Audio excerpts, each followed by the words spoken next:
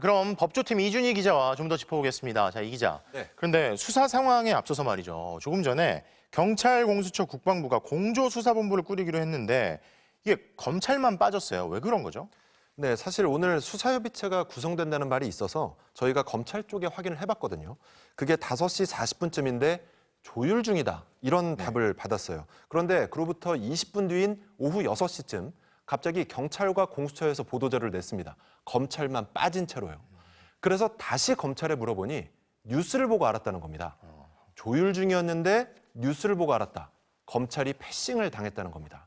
어떻게 된 거냐고 공수처에 물어봤더니 경찰에서 하자고 하길래 알겠다고 했다는 거예요. 네. 그래서 경찰에 물어보니 실제로 검찰에 연락하지 않은 게 맞답니다. 그러면서 선의의 경쟁이 필요한 것 아니냐는 말을 했습니다.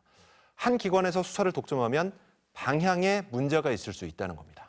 사실 검찰 수사에 대한 우려가 있는 게 사실이기도 하고 실제로 뭐 선의의 경쟁에 있어서 속도에 있어서 좀 속도가 나는 면도 있을 테니까요.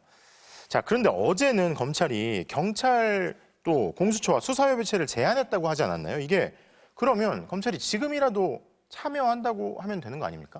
그래서 더 이해가 안 갑니다. 어제 오전 검찰에서 낸 보도자료인데 읽어드릴게요. 네. 대검찰청은 이번 비상계엄 사건 수사와 관련하여 국가수사본부 및 공수처와 수사협의를 진행할 예정입니다.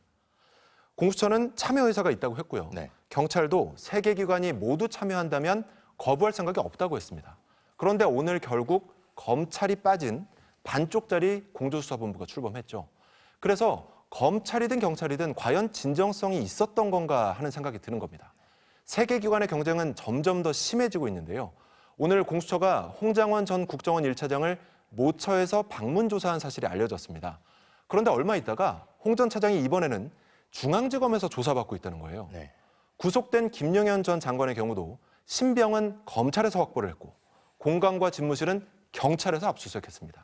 그런가 하면 공수처는 마치 기다리기라도 하는 듯 김 전 장관의 영장이 기각될 것을 대비했다며 사전 구속영장을 청구해놓기도 했죠. 자, 이 국면에서 주도권을 쥐려는 이유는 분명히 있겠죠.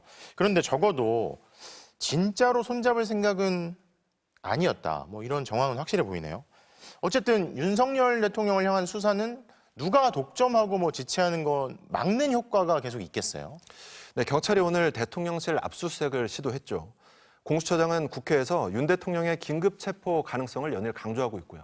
근데 힘을 모아서 한 곳에서 수사하면 속도도 더 빠르고 효율도 높일 수 있지 않을까 하는 생각도 듭니다.